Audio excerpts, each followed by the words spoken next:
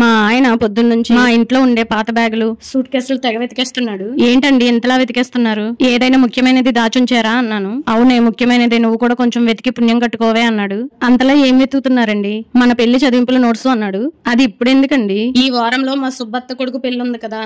అవును, అయితే తను నా పెళ్లికి వచ్చి అప్పట్లోనే ఉంగరం చదివించింది. నేను చదివించాలి కదా అన్నాడు. అయితే నోట్స్ ఎందుకు? తెలుస్తూనే ఉంది కదా ఉంగరం అని. నీకు తెలియదే బాబు మా అత్త సంగతి. అందరూ వస్తువు పేరే రాయిస్తారు, కానీ మా అత్త ఎన్ని గ్రాములు పెట్టామో అన్నది కూడా రాయిస్తుంది.